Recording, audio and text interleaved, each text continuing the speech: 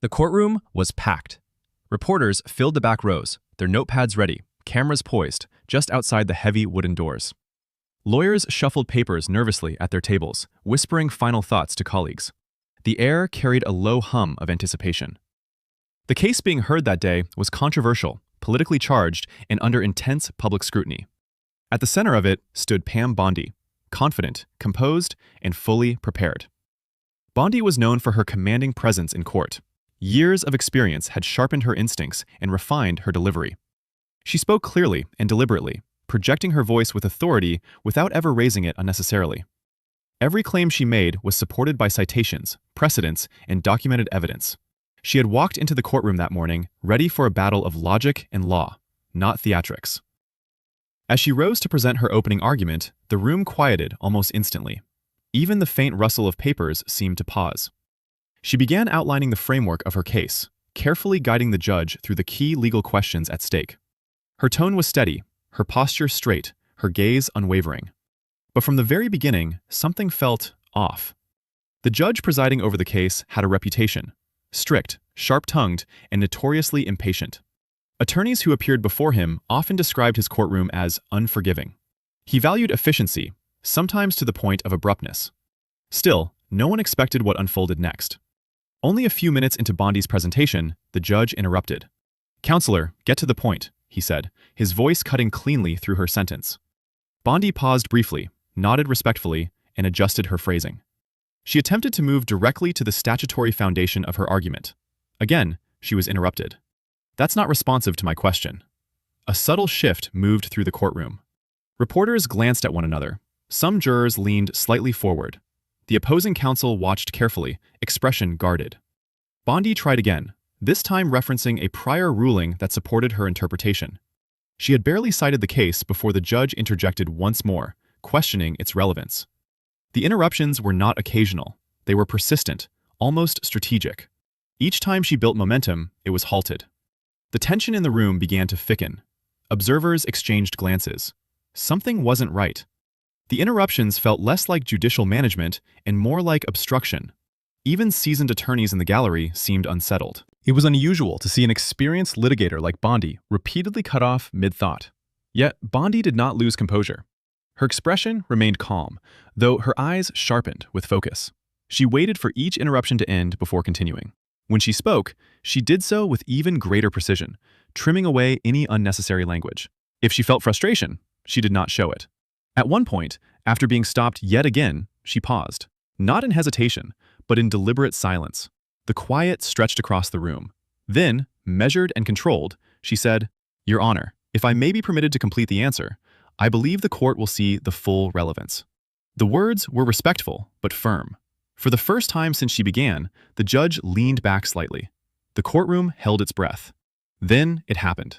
As Pam Bondi attempted to reference a key legal precedent, one she had carefully prepared to introduce at precisely that moment, the judge leaned forward, elbows pressing into the bench.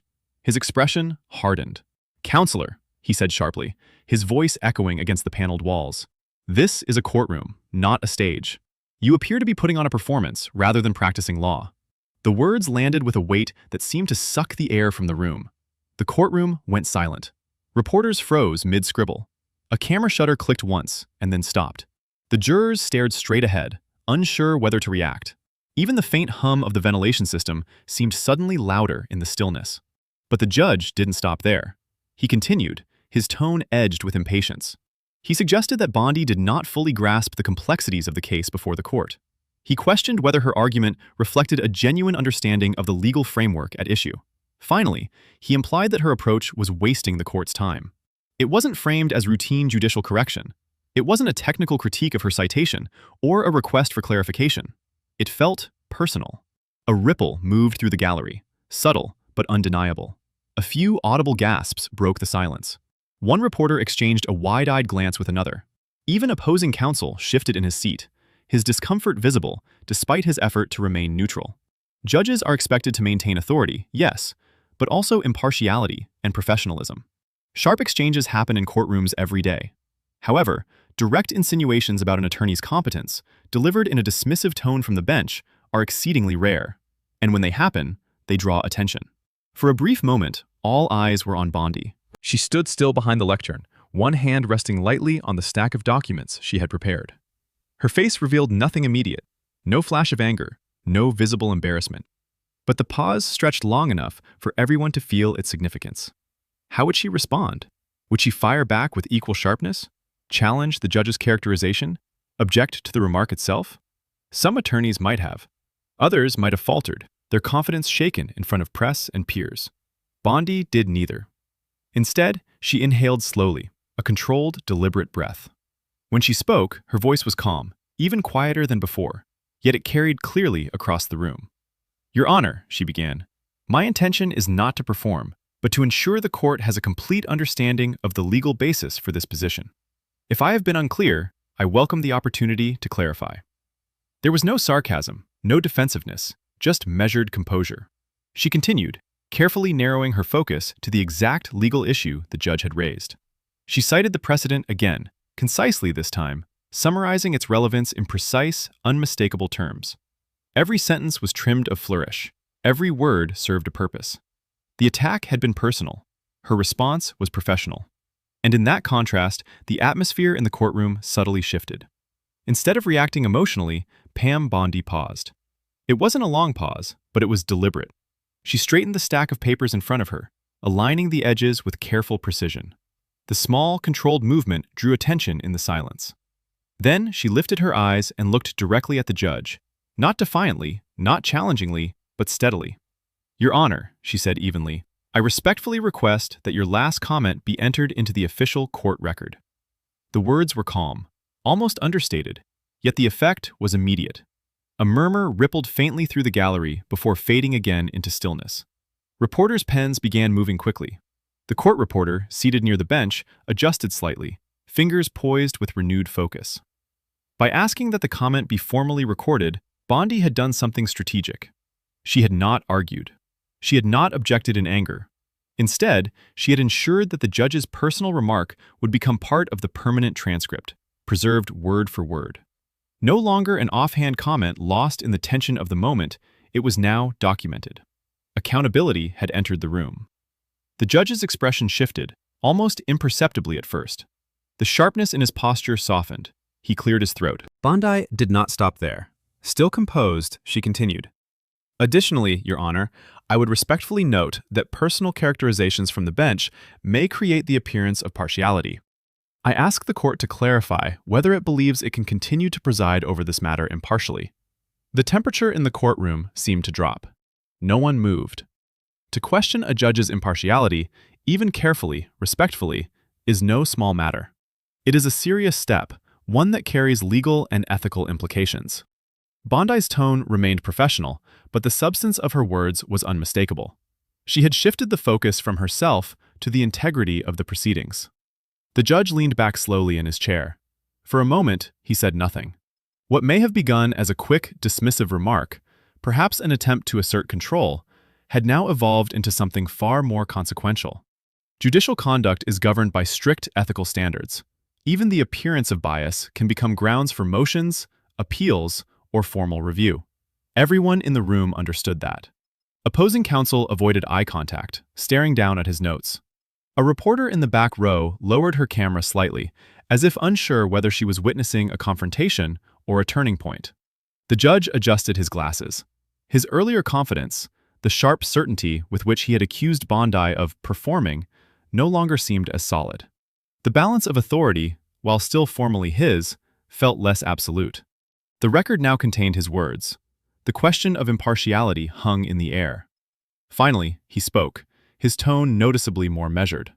"Counselor, the court assures you it remains impartial." It was a controlled response, careful, restrained. Bondi gave a small nod. "Thank you, Your Honor." And just like that, she returned to her argument. No raised voice, no triumph, just law. But the atmosphere had changed. The power dynamic in the room was no longer one-sided. The judge knew his words mattered in a way they hadn't moments earlier. The gallery knew it too. What had seemed like a moment of vulnerability had become a calculated assertion of professionalism. And it was only the beginning.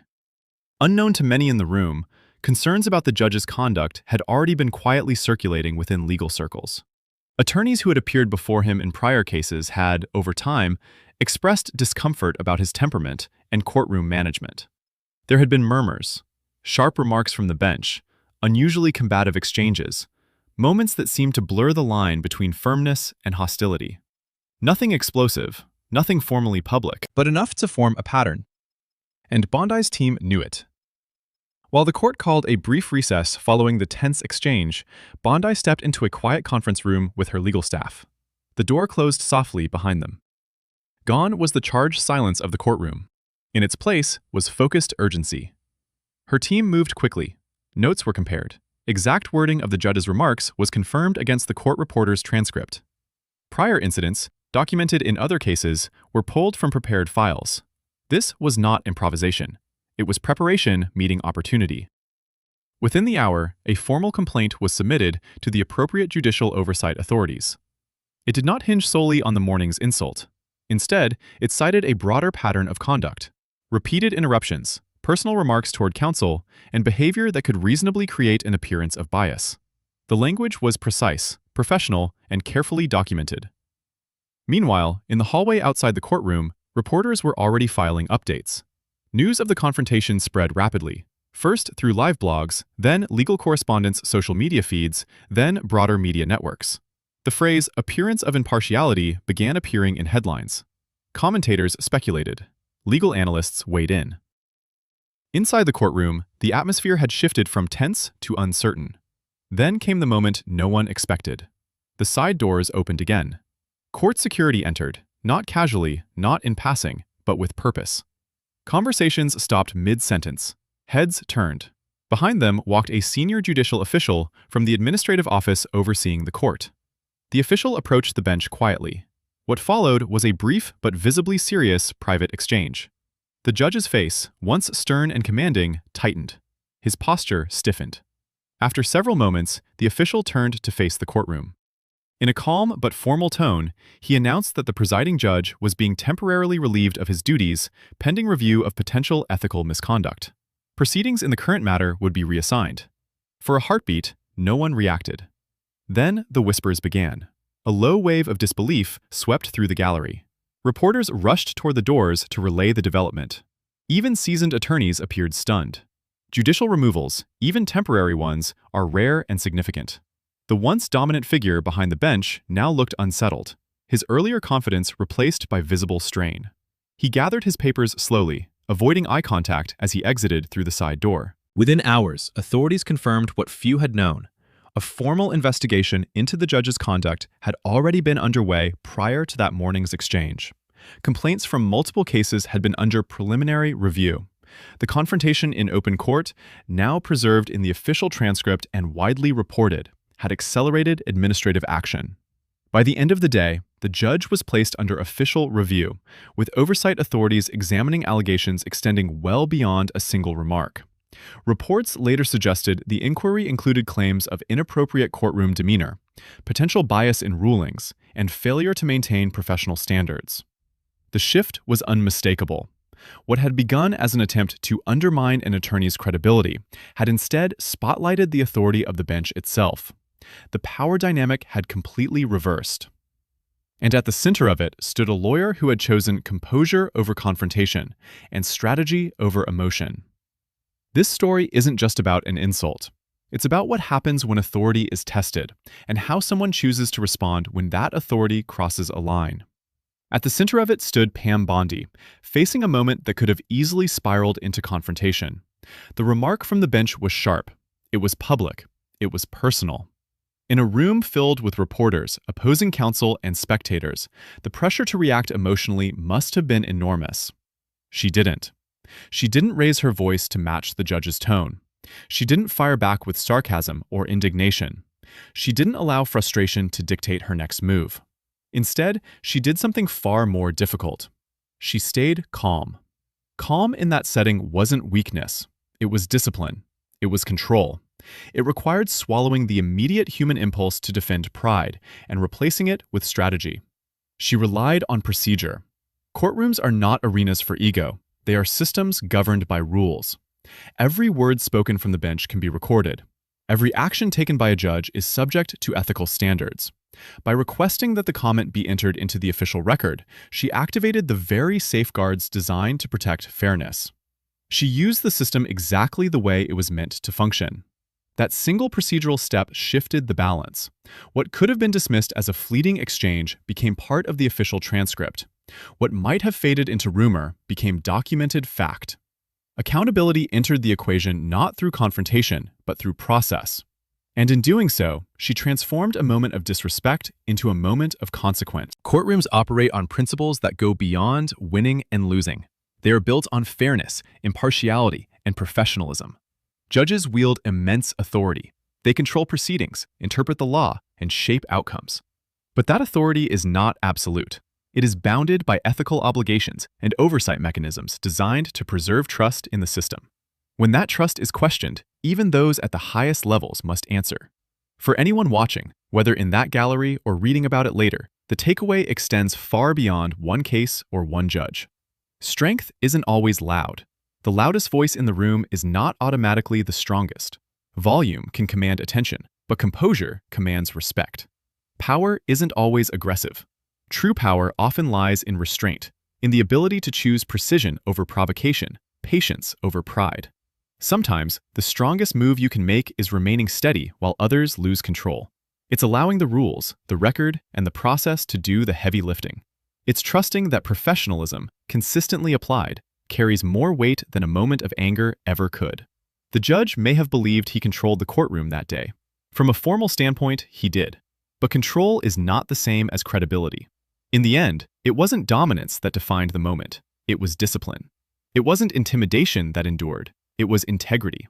Respect, composure, and accountability proved stronger than arrogance. And that is why it became a courtroom moment people will not easily forget.